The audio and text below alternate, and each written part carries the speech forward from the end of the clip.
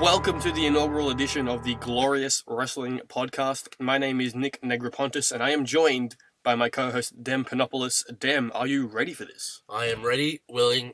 Yeah, I'm ready for it. Yeah. Yeah, not quite Gable just yet, but So let's just go through what this podcast is going to be about. It's not your average wrestling podcast. We're not going to break down Raw and SmackDown and every single match and every little thing that happened. We're going to go deeper into the issues of wrestling, and you can find this podcast on Twitter, Camel Clutch blog, and either SoundCloud or YouTube. We haven't quite decided yet. We're not fully prepared right now. But we're also happy to answer any of your questions on Twitter or Facebook. So, starting out here tonight, we're going to start with the big issues of the week. And obviously that starts with Raw and SmackDown. Then what was the biggest issue to come out of those shows? The injuries were definitely a big issue from particularly Raw. Finn Balor and Sasha Banks are out. It really left a hole in the storylines and everything involved in Raw. And what are your thoughts on how that impacts the show? Well, it caused panic. You can tell it immediately caused Raw had to be completely upheaved. I mean, obviously Balor out for 4 to 6 months is insane, especially for considering he was the Universal Champion and now he's out. The championship needs to be completely reset. And even Sasha, you know that she would still be the champion right now if she wasn't injured.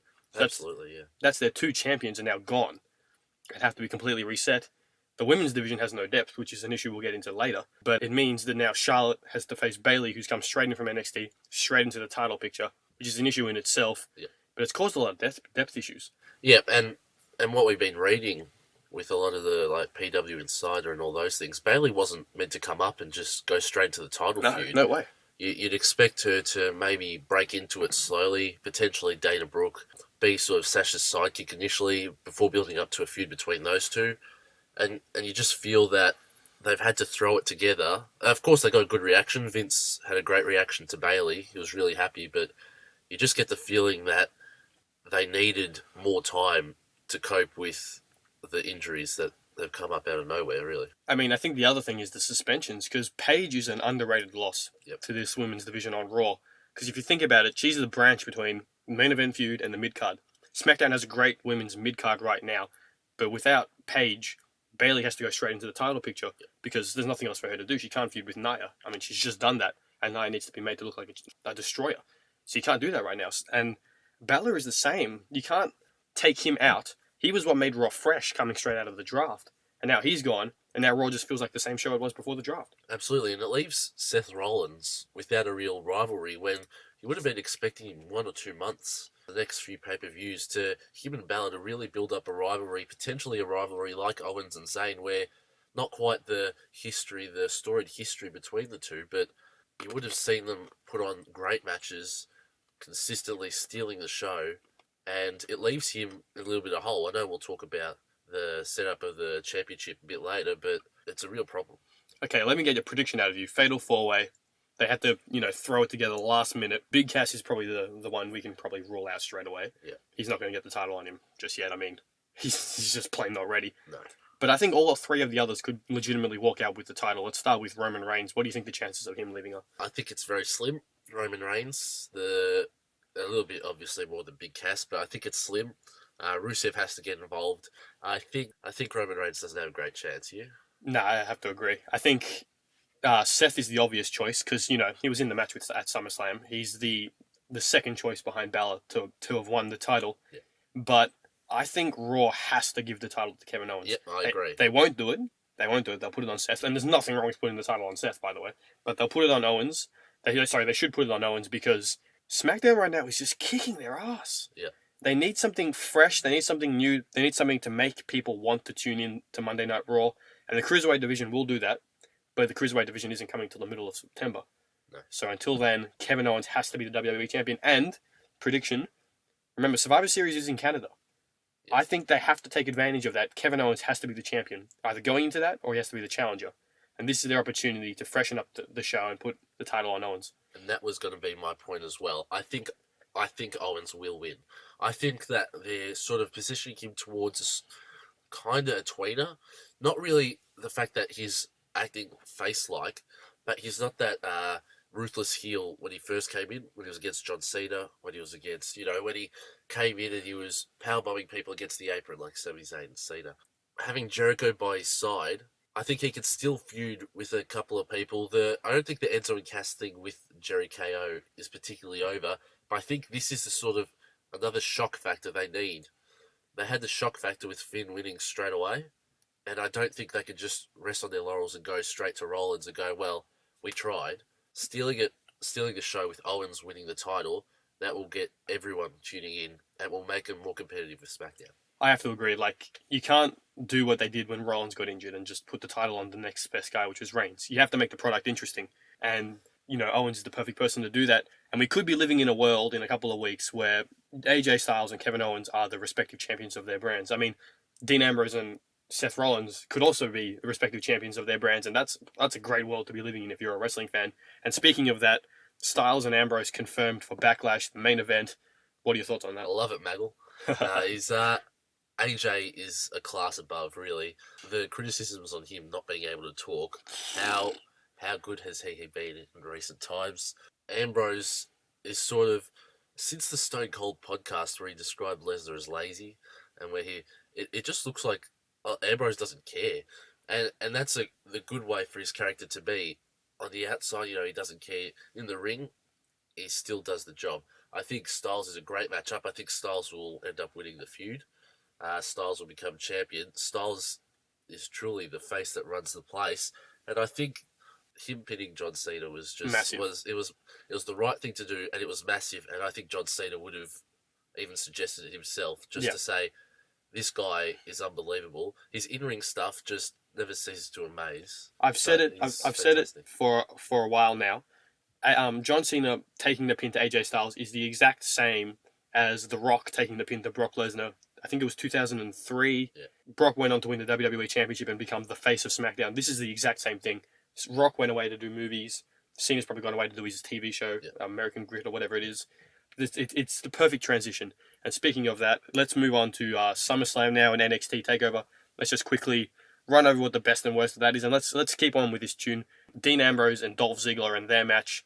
I honestly thought it was probably the most hyped match going in, and the one that failed to deliver. I thought the crowd was probably lacking a bit after Styles Cena. I didn't like Ambrose's work in the ring. I thought it didn't seem like he respected Ziggler enough, and I know that's the whole point of it. Like they built up the rivalry where he goes, Ziggler's not really a threat to me, and that's how he treated it. I still would have liked to see more false finishes. Yeah, I would like to see Ziggler. Ziggler's a great talent, and he deserves to be up in a title feud in terms of where he's a legitimate threat. But you never felt at one stage that he was going to win the title, really, I thought. And that was the point of the match. You had to, that match, the whole storyline of that match had to be making Dolph Ziggler a legitimate threat to winning that title. And he only had one near fall with off the zigzag. Yeah. The super kick was the move that he needed to pull out. That was the move that was hyped up. As he hits that, it's game over. He didn't hit any of it. Like, he didn't hit a super kick. Except outside the ring. Except outside the ring, yeah. Like, he needed a more near falls to make him feel like a legitimate threat.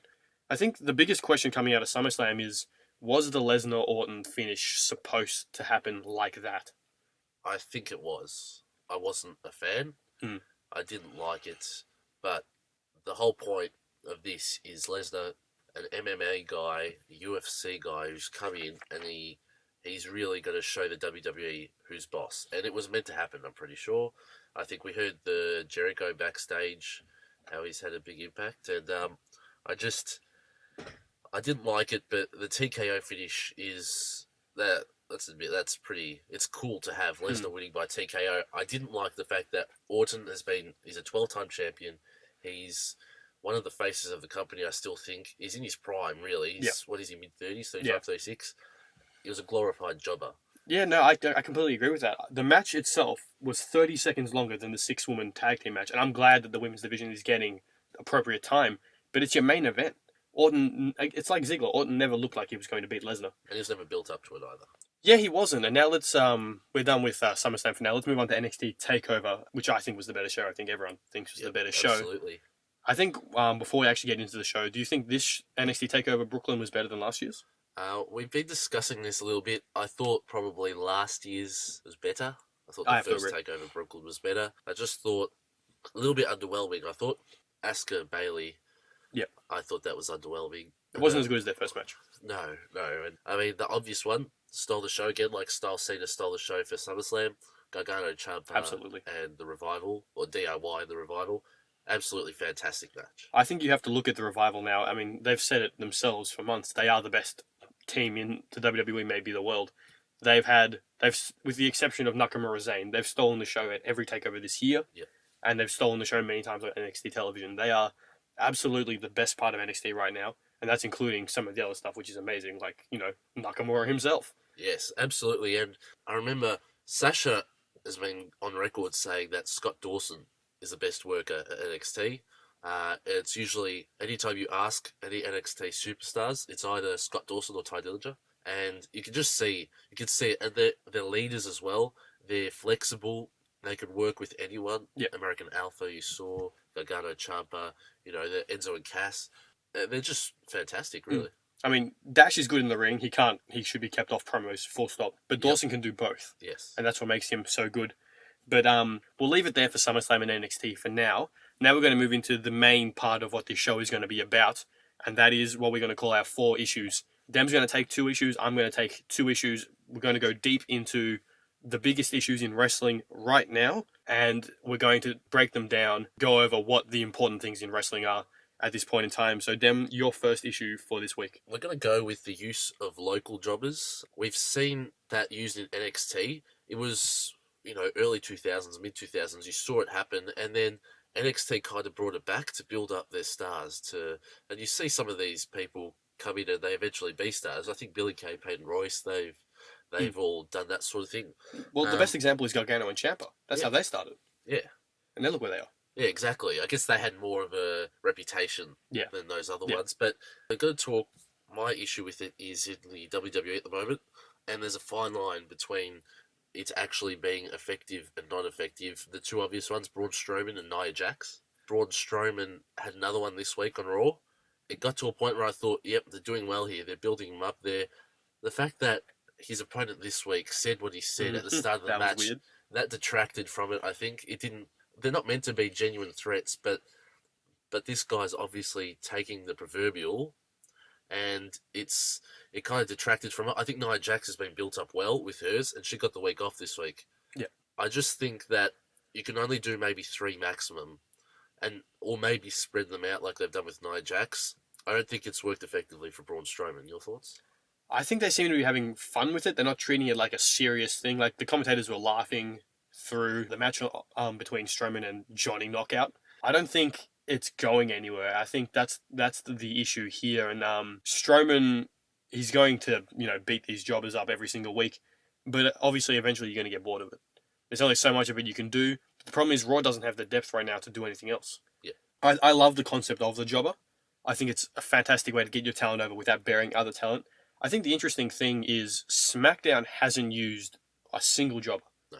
Raw has Nia and Strowman every single week or most weeks, but SmackDown hasn't used one at all. Filler.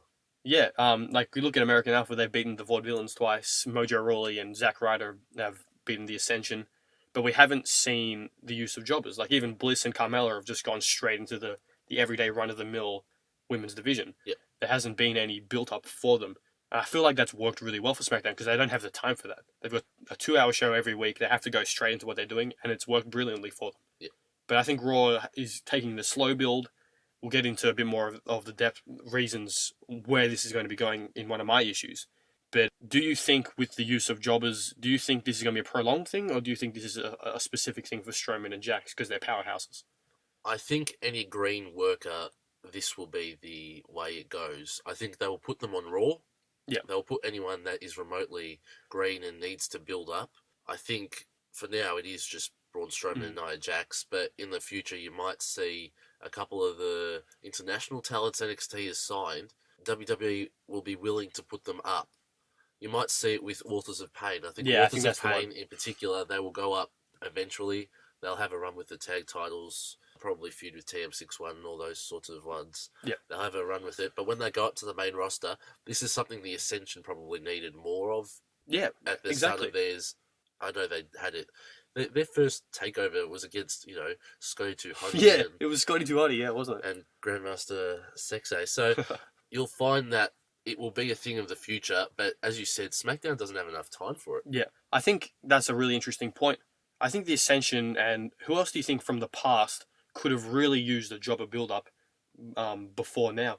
I think if you look at a few of the call-ups in recent history, you look at guys like Kevin Owens who have gone straight to the top, but you have guys like the Ascension, guys like Tyler Breeze who went straight into a feud with Dolph Ziggler. Yeah. Breeze probably could have used it. Anyone else, do you reckon? Breeze. I think Breeze is a really good one. I guess, especially with his gimmick. The fact he's the supermodel and stuff, and I love where they've got him right now. We can talk about that another time. But what they've got him now is good. But at the time, they could have made him a dangerous wrestler who had that gimmick, and that way, I reckon he would have been more accepted. Okay, well, my issue follows on from that. So this is my first issue, and that is, where is Braun Strowman going? Where is Nia Jax going? Will they succeed? And the other one is Eva Marie. They're my three topics for today. Nia Jax, I don't see an issue. I think she's going to complete a few more squash matches, maybe going to a few with someone like Tamina when she comes back, win that, and then build up to the top. Nia can hang with the best. We've seen her put on good matches with Asuka and Bayley and Carmella. She can do it. My query is Braun Strowman. I saw him live in Australia a couple of weeks ago. He still can't put on a decent match. That match was against Jey Uso. It was a singles match, and it just wasn't anything good. Strowman, we've seen him with WWE big men in the past. You got Umaga, you got Rusev, you got even going back, Big Daddy V. Like, they build up these big men, and then they have to do something with them, and they flinch. And Strowman is in a position where he's not like Rusev, who can go in and have a 5-star match. Braun Strowman can't do that. He simply can't. And what do you do with him? You've built him up as this unstoppable juggernaut. He was knocking away, on his debut, Reigns and Ambrose like they were jobbers. He beat them away like flies. And they haven't detracted him at all from there. When Wyatt was injured, Strowman disappeared too. So Braun is still at that level where he is undefeated and unbeatable. How do you book him to look like a star when he can't perform at that level? So I'm thinking 5 or 6 months in the future here, because that's what this podcast is going to be about. Long-term thinking in the WWE. Strowman is not going to be able to hang. I mean, he's probably going to feud with Big Show, maybe, Mark Henry, something like that. But it's not going to... You can do that. You can have a novelty feud for a month or two. But eventually you're going to have to take him seriously. And we saw that with Rusev. He got taken seriously, he stood up. Umaga stood up. But Strowman is like a Kali model. And they're not going to put any title... They can't put a title on him because he can't defend it. He can't have quality matches. So what do they do with him? Like, Strowman... The issue is, eventually you have to do something with him. And what can they do with him?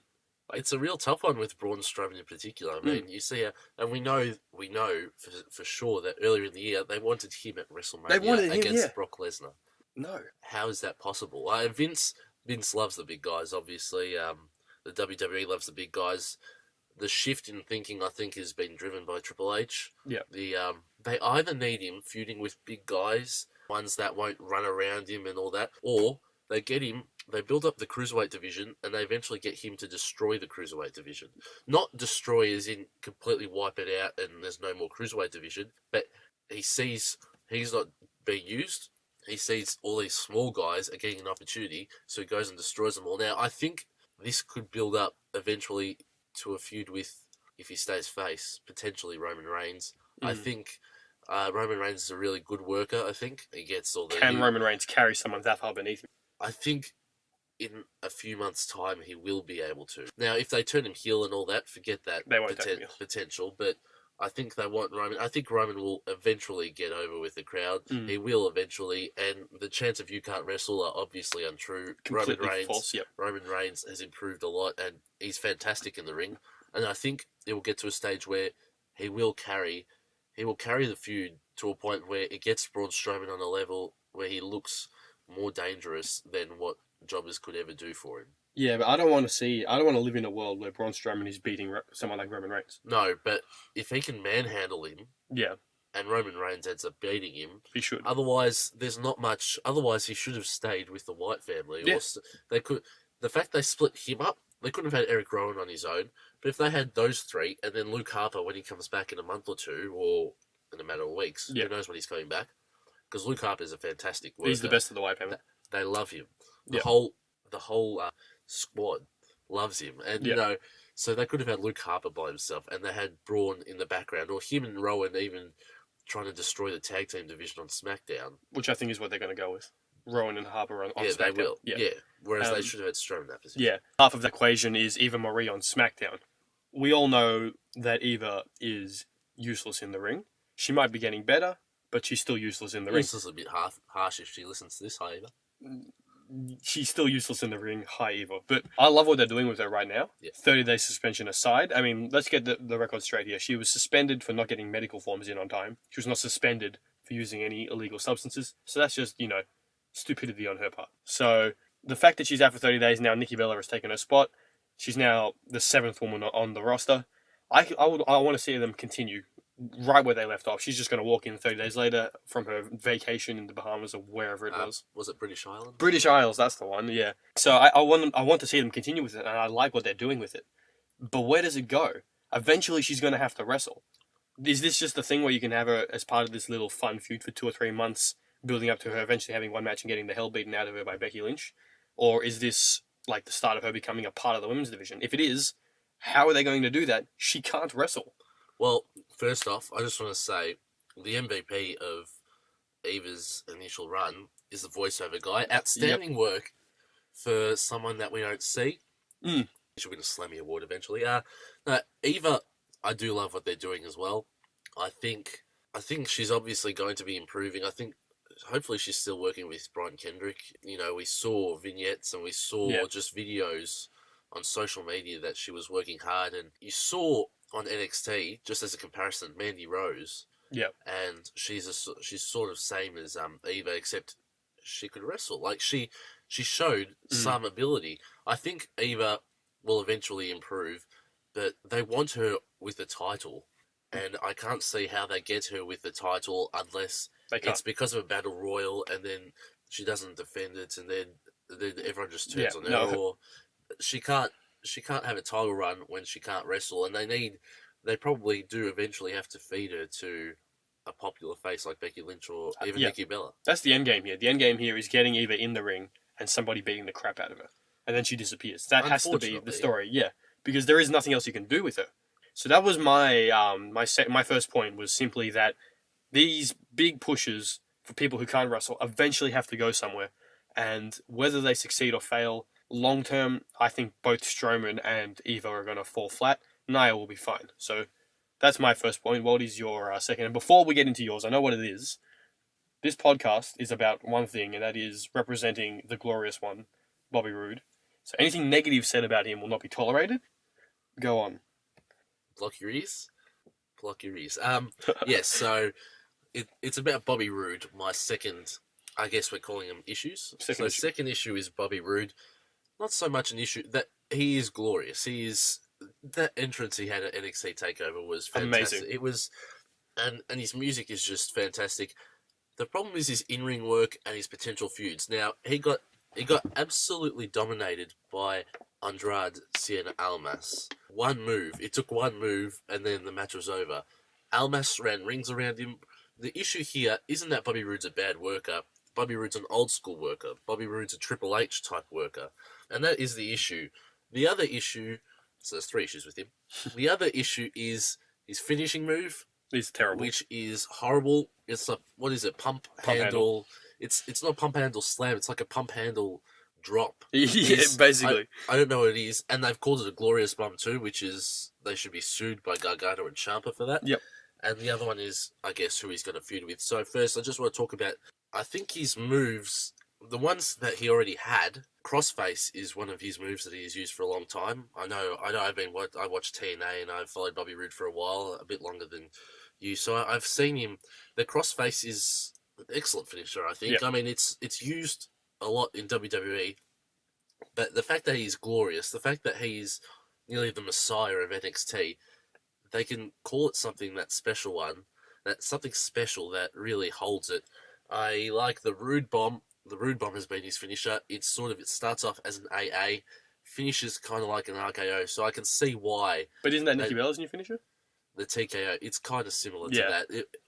Sometimes it's the TKO, sometimes it's a neck breaker as well. It's That seems like a pretty good finisher. So that's what do you think about his finish? I know we tend to agree with this. Oh well, yeah, his finish is crap, but like we've seen it in NXT a few times. Apollo Crews changed his finisher. Asuka changed her finisher. Like it happens, and it's fine. Like he can change. I don't think it's really a problem, and I don't think him being like an old school worker. I think that's more of an NXT issue. Because you look at NXT and the style there is fast paced, near falls, speed. Once he gets to the main roster, that's going to work fine. I think so. I think he could have gone straight onto the main roster with this Yeah. gimmick as well. Yeah. I think the other one is he can't feud with Almas. There's one person. Well, there's two. I told you my theory just before we started on air. Sami Zayn would be a good feud where he comes down from Raw to NXT just for a little bit of time. It's not going to happen, but I'd like to see it. The real one is the glorious one against the perfect 10. Yep. Dillinger is over as hell with the fans. Oh, yeah. Just make him a face, full stop. He's a tweener. He's, sometimes he's a heel, sometimes he's a face. He plays to the crowd. He's one of the best workers they've got. Mm-hmm. He can work with absolutely anyone. He'll get a main roster call-up, hopefully, at some stage where he gets up and, hopefully better than Tyler Breeze did. But Ty Dillinger versus Bobby Roode. Bobby Roode goes over, obviously. But that's sort of, Dillinger can work with him. The feud books itself. You've got Dillinger, who's been there for years. He's been there since the FCW days, and he still hasn't got a break. You got Bobby Roode, who comes straight in, goes straight to the top because he's the megastar, he's the glorious one. And Roode can go to Dillinger and offer him, like, you can be my sidekick. I will make you something. You've got the look. You're a perfect 10. You can be glorious. You just need to be by my side. And Dillinger can tell him where to shove that idea. I think that feud books itself. They just need to have the balls to go with it. Yeah, and I think something about glorious, like Andrade, where CN is 100, 100 is greater than 10. Roode is coming in saying he's glorious, and then he can use it as it's better than being 10. I'm glorious, I'm beyond numbers. So that sort of thing. So I guess that's our third issue. Our final issue for today is the one I'm going to go and talk about is the women's division. And anyone who's going to be listening to this podcast or has followed me on Camel Clutch blog, which I doubt there's anyone, the women's division is one thing I've been very concerned about. I've written a number of articles about it. I never thought they should split the women's division. I think splitting the women's division has created a lot of issues, especially for Raw. I mean, one of the main things that I was terrified of when I did a few phantom splits and you look at it and you go, what happens if Sasha Banks gets injured? What happens if Paige gets injured? What happens if Charlotte gets injured? Now we're in that worst case scenario right now. We never thought it would be this bad. Sasha's out for 1 to 2 months. Paige has still got 20 days left of a suspension. The women's division is in big trouble. Bayley's had to come up from NXT probably earlier than they wanted in order to fill that gap because there just isn't anyone else. You can't put Alicia Fox and Summer Rain in those positions. I'm sorry, there are people that like them out there. They are not main eventers. They can't do it. And the issue here is Bayley is an underdog. It'd be like calling Sami Zayn up and putting him straight in the main event. Or calling Daniel Bryan up and putting Daniel Bryan straight in the main event. You can't do that with Bayley. Bayley was so popular in NXT because it took her 2 years of building up to get to that title. Her going over Charlotte any time before WrestleMania would be just plain wrong. For Bayley's build-up, for her long-term future, Bayley's an obvious women's champion, but that's not how you need to get her there. And this problem has been created because they've split the women's division. If they hadn't done that, the women's division is one roster. You keep it all on Raw because Raw needs something to fill time anyway, so we're not stuck with those bloody Titus O'Neil promos. How bad was that? Raw needs time right now, and the whole women's division needed to be on Raw because now you've got Sasha injured, you got Paige injured, you can't do a Charlotte-Nia Jax feud, just because for obvious reasons you can't do a heel versus heel feud between Charlotte and a monster like Jax. So what's left for them? They had to call Bayley up. The SmackDown women's division is doing great. I'll give them full props to that. I love what they're doing. Each one of those 6 girls has a character. They're building it. I love that they've turned Carmella heel. That's all working really well, but it could have been so much better. I mean, if you split the women's division, then you leave Carmella in NXT, you leave Jax in NXT for a bit longer. You probably call up Bliss because she was ready, but... Good on Bliss. Yeah, your girl. And my girl beat your girl on SmackDown, by the way. Go, Becky. The issue is the fact that you've got a women's division that has no depth. Right now, on Raw, you've got 2 possibilities for women's segments. You've got the title picture between Charlotte, Bayley, and Dana, and then you've got a Nia Jax squash match. There is nothing else. There is no possibilities. SmackDown, you have 6 women right now, 7 with Eva coming back, and you've got a lot of interchangeable factors with that you could do. SmackDown with 2 hours has done more for the women's division than Raw has with 3.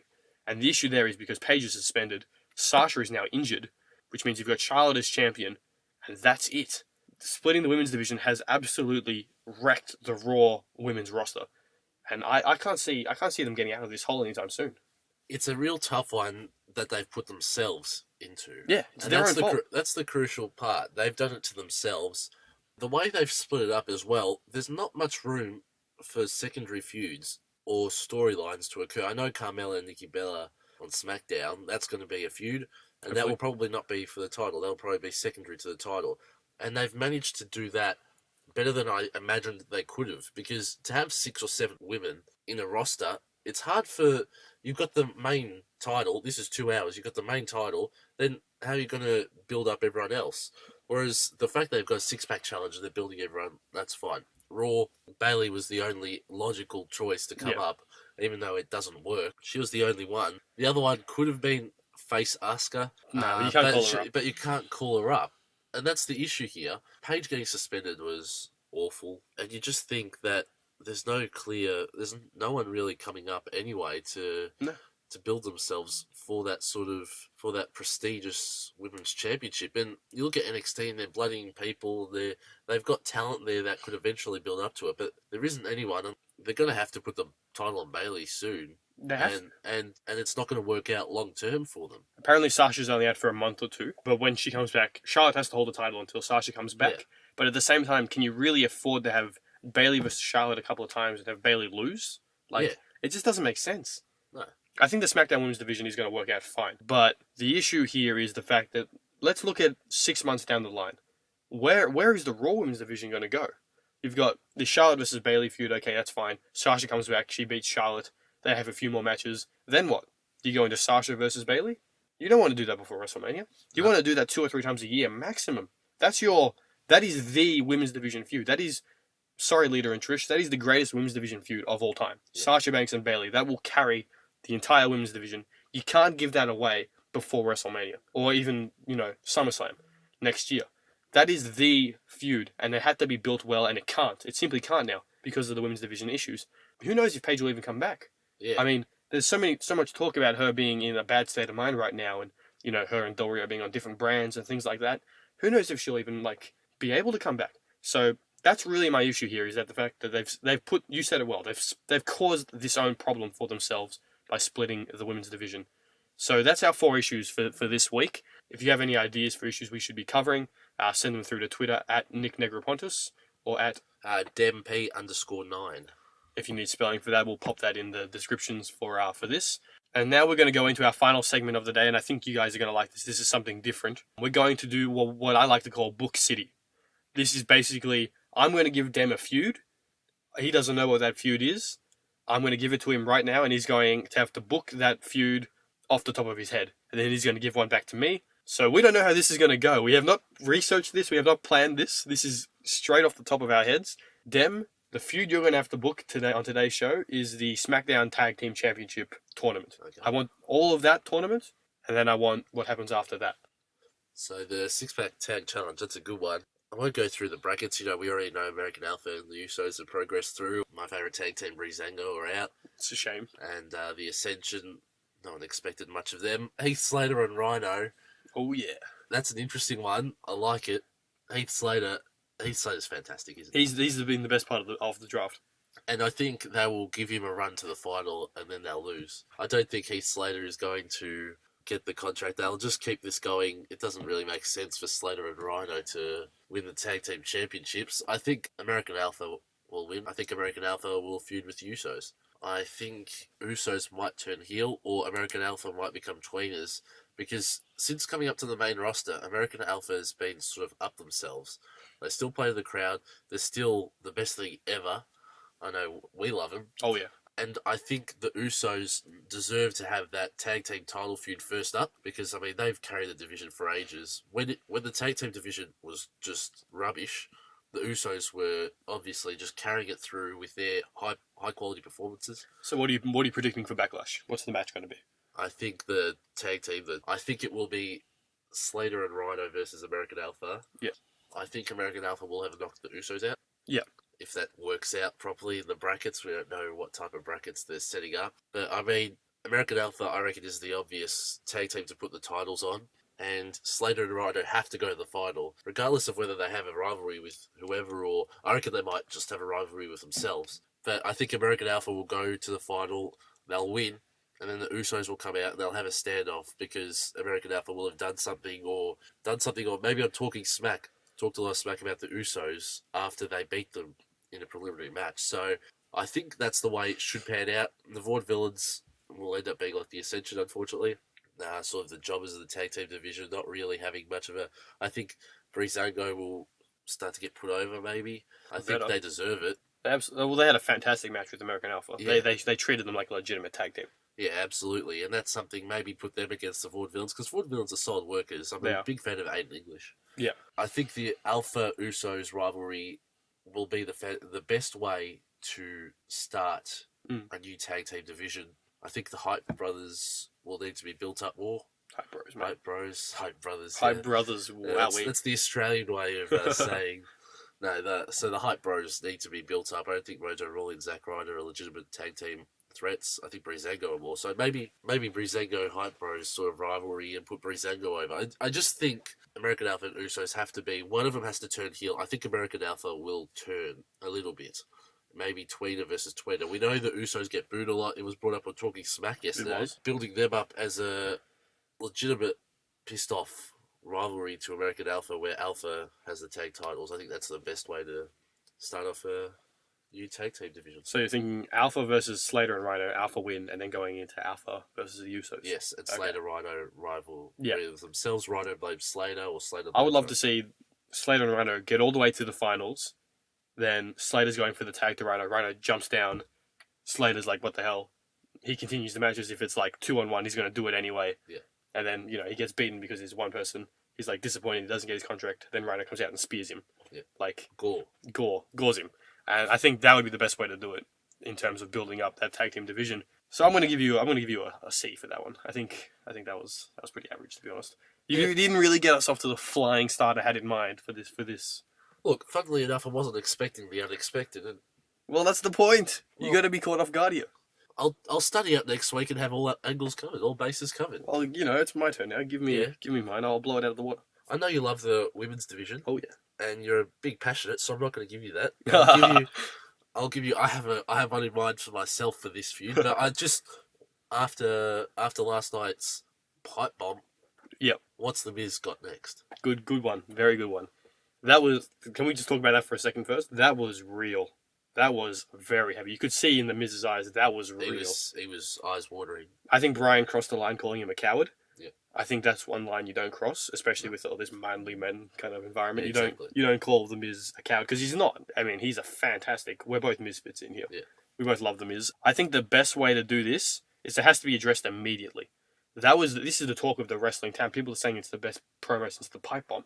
Yeah. I'm not sure if it is. But it was damn good, and it felt real. It felt awkward live. Like Renee Young, like you could see she was taken aback. She was stunned by it. So what you do with this, I would say, SmackDown starts next week. Brian comes straight to the ring, and he's apologetic. He wants to call Miz out and apologize for calling him a coward. He takes it back. He didn't mean to go that far. He still doesn't respect him, but he didn't mean to go that far. So out comes Miz. Normal clothes. He's not in that weird whatever it is. Maurice by his side. Brian apologizes. Miz sort of accepts, and then you can build it up from there.